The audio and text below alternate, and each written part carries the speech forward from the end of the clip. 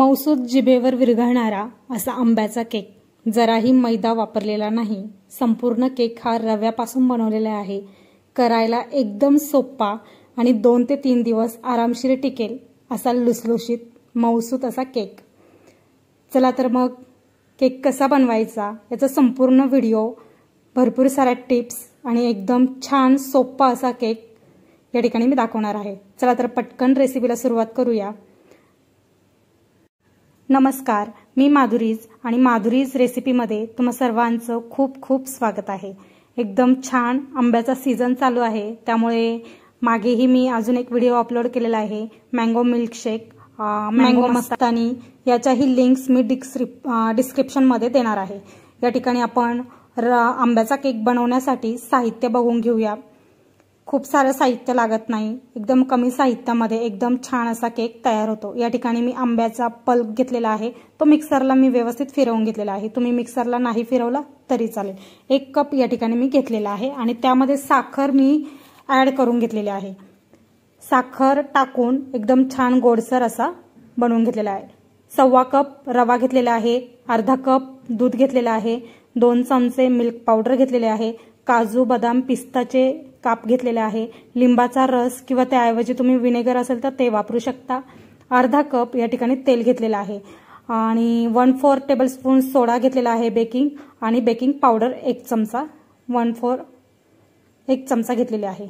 त्यानंतर सर्वात आधी बाउलमध्ये दूध टाकून घ्यायचं आणि त्यामध्ये लिंबाचा रस टाकून घ्यायचा। 1 ते 2 मिनिटं व्यवस्थित फेटून घ्यायचंय।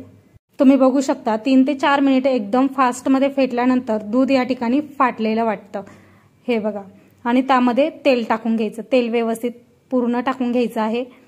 तेल व्यवस्थित टाकून दिलं, आपल्या सर्व ज्या रेसिपीज आहेत त्या प्रमाणबद्ध पद्धतीने आहे, त्यामुळे पहिल्या प्रयत्नात जरी तुम्ही केलं तरी रेसिपी बिघडणार नाही। यामध्ये मी साखर जी आहे, जेव्हा आंब्याचा रस बनवत होते तेव्हा जास्त साखर वापरली आहे। जर तुम्हाला अजून साखर वापरायची असेल तर तुम्ही 2 चमचे पिठी साखर यामध्ये अजून ॲड करू शकता, पण मला नाही वाटत म्हणून मी नाही टाकली। या ठिकाणी एकदम छान व्यवस्थित 5 मिनिटं मिक्स करून घेऊया। मिक्स करून झालं की यामध्ये मिल्क पावडर 2 चमचे मिल्क पावडर यामध्ये मी टाकून घेतलेली आहे। व्हिडिओ आवडल्यास लाईक करा, कमेंट करा, सबस्क्राईब करा आणि बेल आयकॉन दाबायला विसरू नका। यामध्ये 1.25 कप मी रवा घेतलेला आहे आणि तोही यामध्ये मी टाकून घेत आहे। एक 4 ते 5 मिनिटं एकदम व्यवस्थित, गुठळी अजिबात झाली नाही पाहिजे असं एकदम व्यवस्थित फेटून घ्यायचं आहे। तुम्ही बघू शकता सर्व मिश्रण यामध्ये टाकून घेतलेले आहे। आता 15 मिनिटे यावरती झाकण ठेवून छान रेस्ट करून घेऊया। 15 मिनिटे झालेले आहे, तुम्हाला मी दाखवते। रवा जो आहे तो एकदम छान असा फुलून येतो। मगाशी जे बॅटर पातळ होतं ते आता एकदम थिक झालंय, घट्ट झालंय। या ठिकाणी बघू शकता तुम्ही एकदम घट्ट असं आपलं बॅटर झालेलं आहे। आता त्यामध्ये आपण बेकिंग पावडर आणि बेकिंग सोडा टाकून घेतलेला आहे। आता पुन्हा एकदा 1-2 मिनिटे व्यवस्थित फेटून घेऊया। बॅटर एकदम छान फेटून झालं, या ठिकाणी व्यवस्थित फेटून झालेलं आहे आणि गॅसवरती मी कढई ठेवून त्यामध्ये पाणी ठेवून वरतून स्टँड ठेवून प्रीहीट करायला ठेवून दिलेलं आहे। यावरती काजू बदाम पिस्ता जे आपण काप करून घेतलेले आहे तेही टाकून घ्यायचे आहे। काजू बदाम टाकून झाल्यानंतर पुन्हा एकदा व्यवस्थित मिक्स करून घ्यायचं आहे। टीनही इथे मी व्यवस्थित छान तयार करून ठेवलेला आहे आणि सर्व बॅटर त्यामध्ये टाकून घेऊया। बटर पेपरही टाकून घेतलेला आहे, बॅटर सर्व त्यावरती टाकून घेऊया आणि व्यवस्थित बॅटर टाकून झालं की थोडासा टॅप करून घेऊया, म्हणजे त्यामध्ये राहणारे बबल्स हे निघून जातात आणि पूर्ण एकसारखं जे मिश्रण आहे ते त्यामध्ये टाकलं जातं।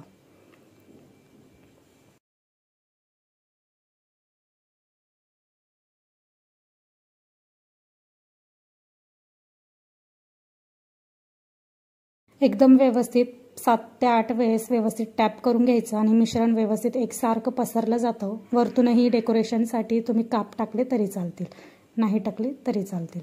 या ठिकाणी व्यवस्थित काजू बदाम पुन्हा एकदा वरतून असा टाकून घेतलेला आहे। तिकडे कढई प्रीहीट झालेली आहे, त्यावरती व्यवस्थित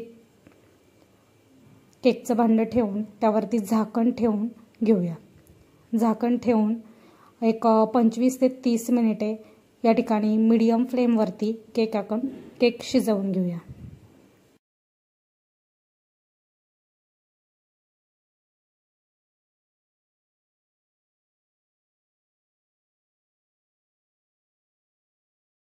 या ठिकाणी 25 मिनिटे झाले आहे। टूथपिक टाकून आपण चेक करून घेतलं, थोडासा राहिलेला होता म्हणून 5-1 मिनिटं अजून झाकण ठेवून एकूण 35 मिनिटे केक या ठिकाणी मी बेक करून घेतलेला आहे। एकदम छान आणि क्लीन निघाली आहे, त्यामुळे केक या ठिकाणी आपला रेडी झालेला आहे। बाहेर काढून घेतल्यानंतर लगेच घाई गडबड करून कापायचा नाही, 15 ते 20 मिनिटं एकदम छान थंड करून घ्यायचा। आणि थंड झाल्यानंतर 15-20 मिनिटानंतर सर्वात पहिले साईडची जी कडा आहे ती मोकळी करून घ्यायची। पूर्ण कडा एकदम छान अशी मोकळी झालेली आहे। आता ताटावरती आपण काढून घेऊया।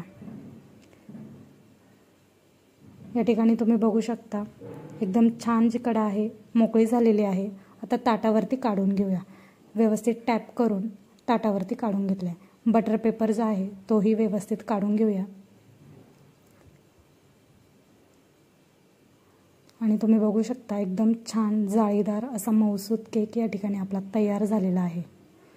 आंब्याचा केक खायला खूप छान आणि मुलं आवडीने खातील। बनवायलाही खूप सोपा।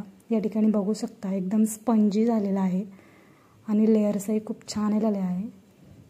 अशाच मस्त रेसिपींसाठी चॅनलला सबस्क्राईब करा आणि बेल आयकॉन दाबायला विसरू नका। मस्त खा, स्वस्त राहा। Bye bye.